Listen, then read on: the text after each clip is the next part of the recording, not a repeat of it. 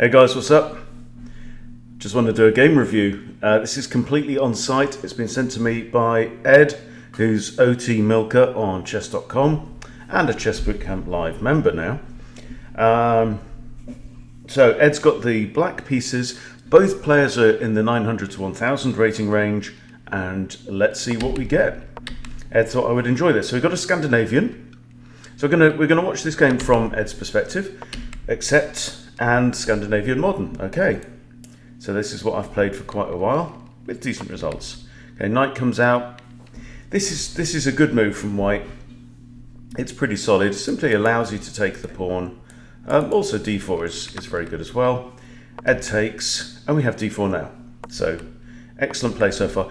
Ed now pulls the knight back. I wouldn't bother to do that because there's no immediate threat against the knight. Much better to develop a piece, and then if, for example, c4 is played, then move the knight back. But right now the knight is in the middle of the board, right, which is the top of the hill. It's the easiest place to fight from.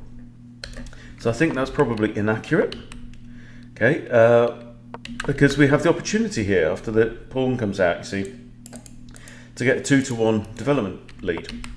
But after this and bishop out, now it's white that has the lead in development. Also, white is threatening to bring the knight into one of these squares and maybe attack f7 as well.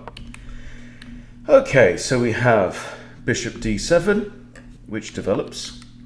Knight comes in now, yeah, and this is an issue. It's easy to block though, however.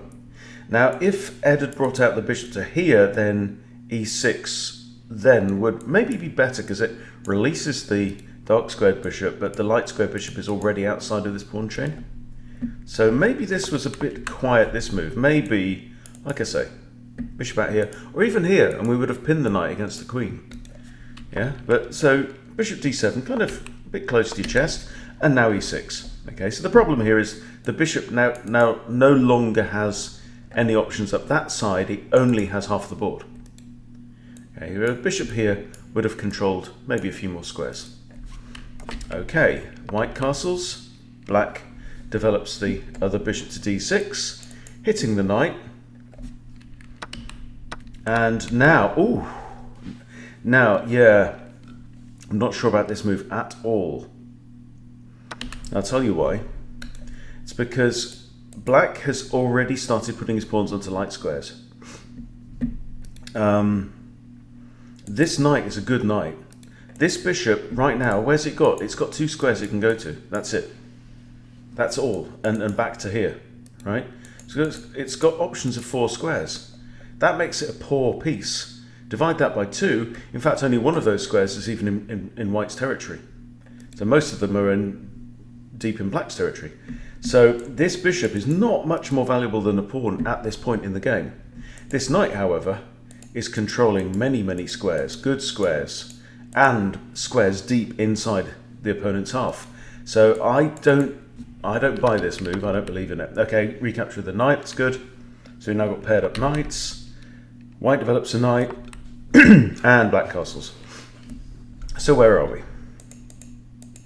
Also notice that the thing about this knight as well is that that's 1, 2, 3 moves that knight has used inside white's first 7 moves. It's nearly half of white's moves. Well, after this, okay, that's move 3 on move 8, right? So 3 out of 8 of white's moves have been invested in Mr. Horsey Pants here, right? And then suddenly, Mr. Horsey Pants is no more. Mr. Horsey Pants has left the building, right? And now suddenly we're both castled, but black has 3 pieces out on the board to white's 2. Why? Because knight invested all that time dragging his knight into the middle of black's territory to a great square, and then sent him to the slaughterhouse. What's the point in that? Okay. Again, slightly unconvincing move. Again, moving a knight a second time. Before we've moved the bishop, before we've moved the queen, before we've connected the rooks. So what's the purpose of this move? Has white just got a problem with bishops? Just hates bishops? Has got maybe raised in a religious environment? I don't know. But here, you know, if knight takes bishop, pawn takes, yeah, it's going to be 2 knights against 2 bishops. But, okay, so knight here. Oh, he's taking the other bishop, look. And pawn takes. Right. Interesting. So, on the plus side for black, we have stronger centre. We have control at least over our side of the centre circle.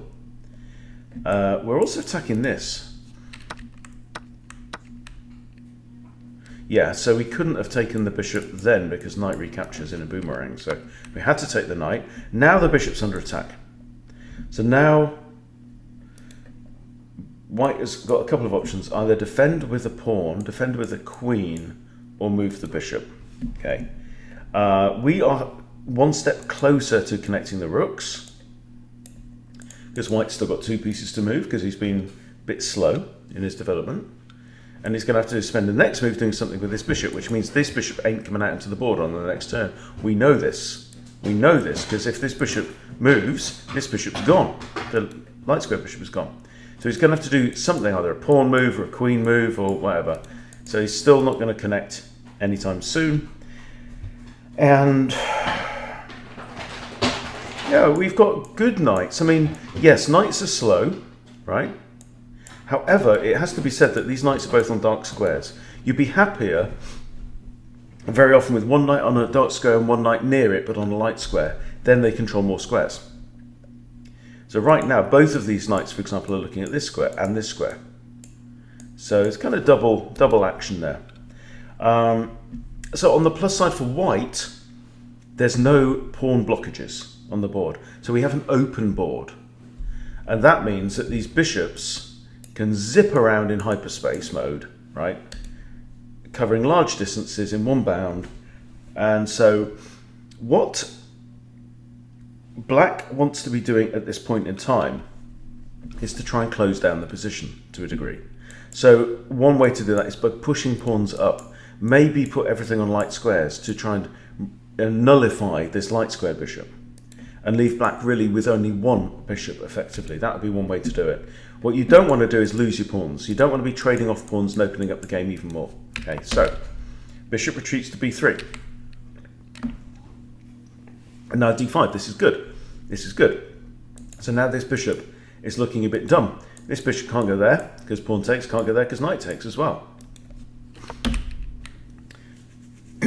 So now white pushes c3, maybe creating another option for this bishop down diagonal number 2.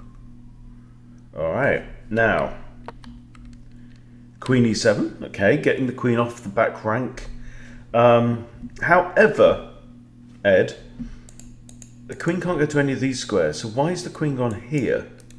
Why didn't the queen, for example, go here and at least be pointing in the right direction towards where we want to be doing the most of our killing, right? So something like, you know, queen here, and then you've got ideas at some point of maybe knight in here, and then queen comes in with checkmate, for example. So always be thinking about, can I at least, you know, if I'm not actually executing my checkmate right now, can I create the possibility of a checkmate later on in the game? Should my opponent just blunder or ignore it, or, you know, if I can somehow deflect this queen away or play h5 to support my knight and dive in with a cheeky one.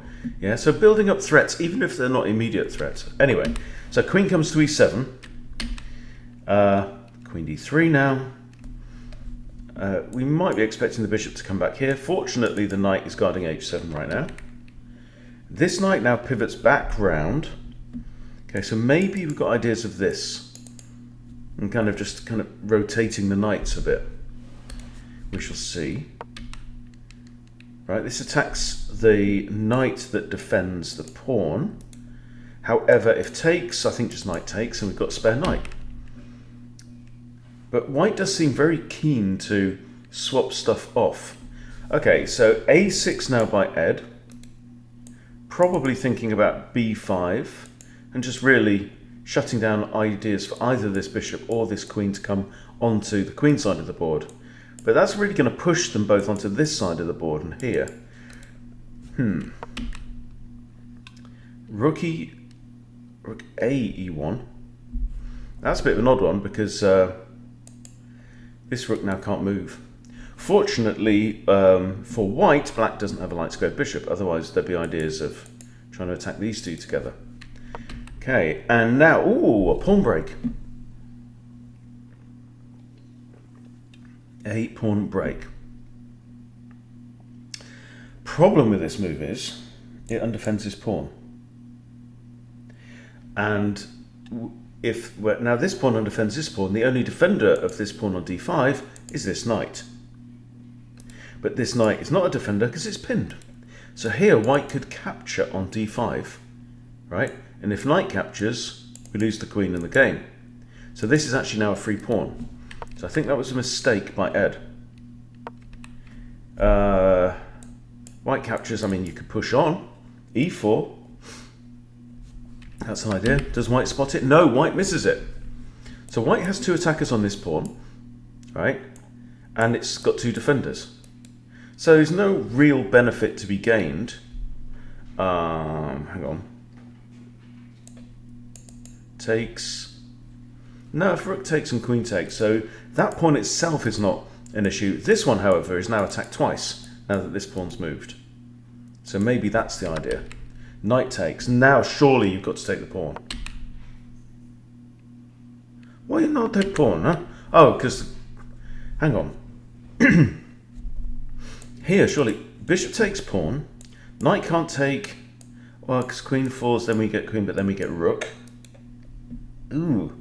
I know this one's kind of interesting, isn't it? You take pawn. I take your queen, thank you very much. You take my queen, thank you very much. But then I take your bishop and attack the rook. Okay, maybe. So queen d4. Anyway, queen d4. And b5. So b5 is the move I was imagining Ed was thinking about earlier on. But we've got a serious problem here with this knight, eh? So I think a more critical move here is probably bringing one of the rooks to e8. Because after this move, white can just capture the knight. He's got two attackers and one defender. This guy can't help. Guy can't pivot round to defend the knight because it's pinned itself. So I think probably rook fe8 would have been a better move. And yeah, and we drop the knight. We simply drop the knight. Okay, queen d6. So this is an issue of counting attackers and defenders, right? Queen moves here. Okay, so what's changed? Well, the queen's now attacking the knight. She wasn't before, now she is, now she isn't, now she is. She is, she's attacking the knight. Okay, well, let's do a quick sum, right? It's not hard, you can do this just on your hands, you don't even need to take your socks off for this one, right? Two attackers, how many defenders? One. Okay, well, what can we do? Can we evade, for example? Can we give a check? Yeah, we can, but then we just lose the knight. Or can we add another defender? So here, like rook fe8, takes, and we've won an exchange. And if queen takes, we've still won the exchange. So this move was kind of maybe a case of, I knew that move was good a few moves ago, but it doesn't necessarily make it the right move now. Because of an immediate threat. You always have to spot your immediate threats. Okay, so we've lost the knight. Queen d6 and rook d8. Don't get it. I don't buy this move at all. Would have made much more sense to double up both rooks on the open file. Just for no other reason than it's an open file. It's an open file, do it, right?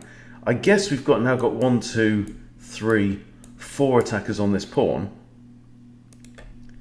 And you can even eliminate 2 of them if you capture the knight, really.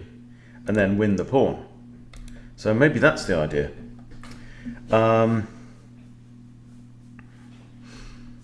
what would I do here as black? So you can see that rash pawn push in the middle really has led to potentially quite a collapse. So he's probably threatening to take with the bishop first. And then there's a big threat of bishop takes f7 with check, winning the queen. Right, so you have to watch out for that one. And no, maybe even h6, try and prompt the bishop to take here. I don't know, it's not a nice situation. Okay, rook a to e8. Trying to trade off one of the attackers. Takes, takes. Okay, now we're in a situation with still 3 attackers on the pawn and only 1 defender. No, 2 defenders. Right, so eliminates the defender. Okay, now whatever happens, white can force black's king to open up. So if queen takes, got queen takes, pawn takes. If pawn takes straight away, king's open. Queen takes.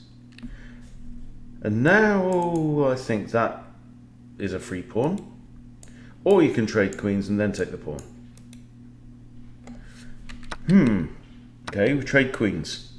So now what's the situation? Now we're down a full piece. Down an entire piece here because of the miscalculation of attackers and defenders in the middle of the board. Okay, bishop takes pawn. Now, I mean, rook d8 would be tempting, but the bishop can actually come back to either of these squares and defend the rook, thereby going into an endgame with an extra bishop and an extra pawn, which should be winning. But let's see. Okay, rook to e2. Now, okay, pigs on 7th. Let's go. So, great idea from Ed. Get your rook onto the your 7th rank. Okay, so it's actually rank 2 on the board numbers. But okay, rook comes back to defend this pawn. King advances. Very natural. Trying to get the king towards the center. Trying to get the king up here. Maybe think about getting our pawns on dark squares to hide them from the bishop. Okay, now we hit the bishop. Bishop moves back, attacking a6. So a5. Yep, a5 comes. And now the bishop moves here. Yeah, attacking this one. We can defend with a rook, or we can push. We push. White trades off rather than pushing. This is a passed pawn. Push the damn thing. Push it. You don't need to trade off here. These pawns and these pawns are not going to cause any problems, right? Push the stupid passed pawn. Don't trade off. Okay. Anyway, h5 comes. Bishop here. Okay. Hit the bishop. Bishop comes in here. Move back. There's a lot of wriggling about here. So, I think Ed wins this game, but I'm struggling to see how it could happen from this point. Right. a3.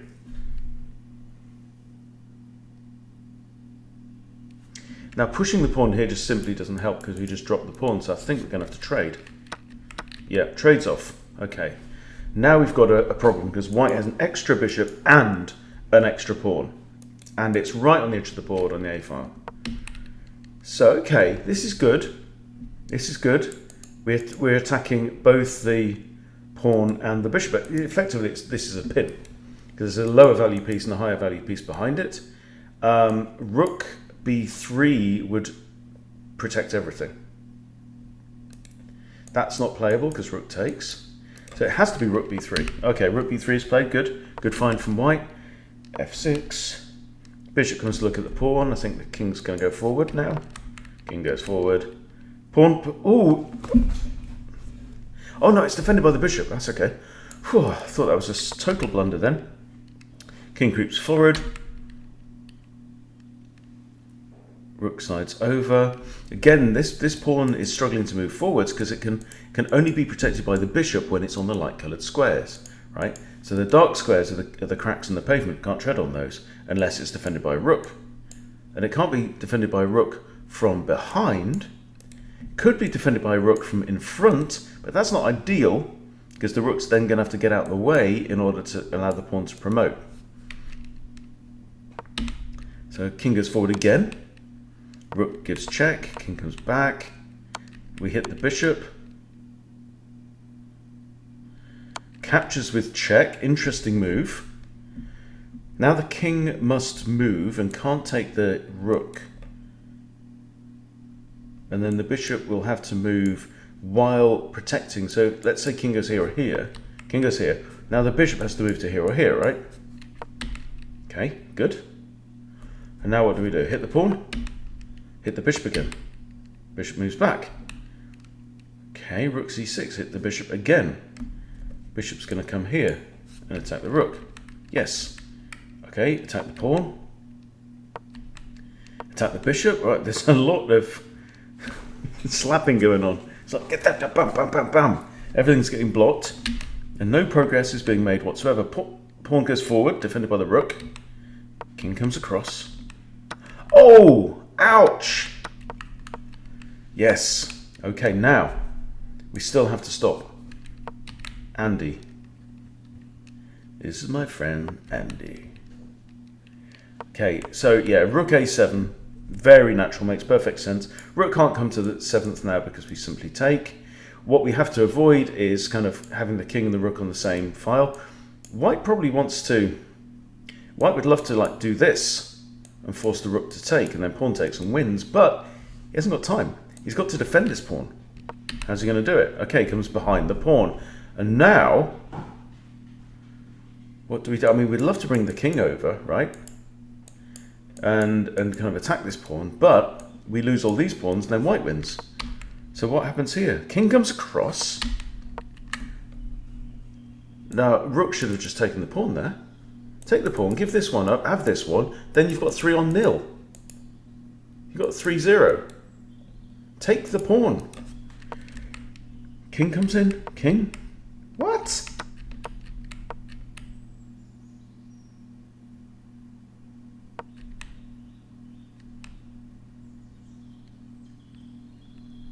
Oh, he's won on time. He's won on time. Oh, I wasn't even looking at the clock. Right, 20 seconds left. Gosh, goodness me. I tell you what, in 20 seconds... Wow, okay. So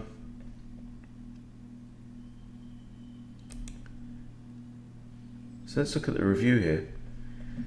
And that you see there are quite a lot of moves, and it's got 90 accuracy for white, 90, and 84 for black. That is quite remarkable. 1 blunder, and it was from black. Yeah, there we go, there we go. This pawn move, this was the key move. Okay, so let's just look at this a little bit. Yeah, it's a serious mistake, according to the computer, it's a blunder. Because before that, we were absolutely fine. Very lucky to win on time there, Ed. Because this, think about, right, this pawn chain here, it's doing a really important job. It's blocking this bishop out of the game, right? So what I said earlier on is we do not want to open up the board. This pawn break opens up the board. It's got 2 attackers, 2 defenders, right? But more than that, no, it's, yeah, 2 attackers, 2 defenders. And now this pawn is under attack. This knight is pinned, you know, and it just makes life easier for these bishops. That's the point. But yeah, definitely an interesting game, and some clear errors, I think, in the middle. But look at this. White was here winning plus 59. Okay, after this move, because the line should have been. Yeah, I mean, really, this is should be totally won for white. But there you go, that's what you get with the clock. So what was the, this was a 10-minute game with no increment. There you go. So yeah, good result in the end, but I think we were very lucky. But you need to look at what is the reasoning behind this move, okay? And up until that point, it's like, +1 for white. It's okay. You know, white has better running of the board, but you need to understand that when it's bishops against knights, 2 bishops against 2 knights, what you want is you want to shut this place down, lock this place down. Okay. So here, for example, let's say move like that. Let's see what the computer says. Okay, still better for white. +3. All right. So that's so after this move. saying queen d6. Queen d6 is okay. Keeping everything closed down. We've got these knights paired together. If we can break the bishop pair at some point and leave your opponent only with one bishop in the endgame, that's a very different prospect to facing two bishops in the endgame. But yeah, certainly that one is not the way to go. Yeah, we want to shut it down. So we want to be just creep the pawns up the board. Maybe get the rook here. We've got semi-open file here.